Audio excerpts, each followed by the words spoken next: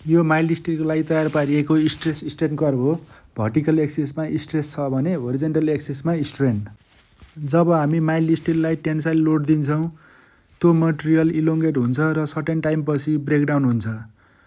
सुरुको initial स्टेटदेखि final breakdown हुनेसम्म उसले different फेजहरू पार गरेको हुन्छ। पहिलो फेज भनेको ओए हो। यसलाई हामीले प्रोपोर्सनल लिमिट पनि भनिन्छ, अर्थात् प्योर इलास्टिक रिजन पनि भन्ने गरिन्छ।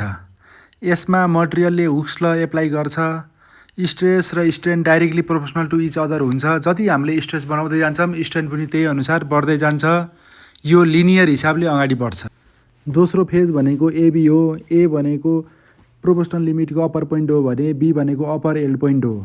हुन त एबीलाई पनि हामीले इलास्टिक रिजनभित्रै नै राख्ने गर्छौँ, तर ओए जस्तो कम्प्लिटली अब्जेक्ट चाहिँ ओरिजिनल 7 साइजमा आउँदैन।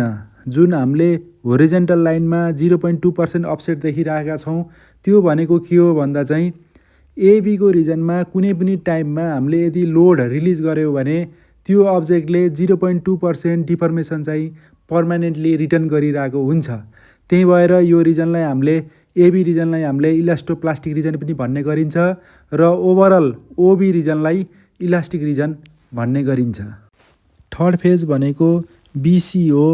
सी अर्थात् लोवर एल्ड पोइन्टमा आइपुग्दासम्म कट्रेल एटमोस्फियरको इफेक्ट सकिसकेको हुन्छ। फोर्थ फेज भनेको सिडी हो। जति हामी स्ट्रेस एप्लाई गर्छौँ त्यति नै धेरै डिस्लोकेसनहरूको मात्रा बढ्दै जान्छ र धेरै डिस्लोकेसनले गर्दा चाहिँ प्लेनहरू स्लिप हुनको लागि चाहिँ अवरोध सिर्जना गर्ने भएको भएर हामीहरूलाई थोरै डिफर्मेसन निकाल्नको लागि पनि धेरै स्ट्रेसको आवश्यकता पर्दछ यो रिजनमा। स्ट्रेस स्ट्रेन कर्भको फिफ्थ फेज अर्थात् लास्ट फेज भनेको डिई हो, जसमा डी भनेको अल्टिमेट स्ट्रेस र ई भनेको ब्रेकिङ पोइन्ट हो। डी भनेको स्ट्रेस स्ट्रेन कर्भको म्याक्सिमम हाइएस्ट पोइन्ट हो, जुन मेटेरियलले थेक्न सक्ने म्याक्सिमम स्ट्रेस हो। त्यो स्ट्रेसभन्दा पनि फर्दर यदि हामीले स्ट्रेस एप्लाई गऱ्यौँ भने क्र्याकिङ स्टार्ट भएर प्रोपोगेट हुँदै फाइनल्ली मेटेरियल चाहिँ ब्रेकडाउन हुन्छ।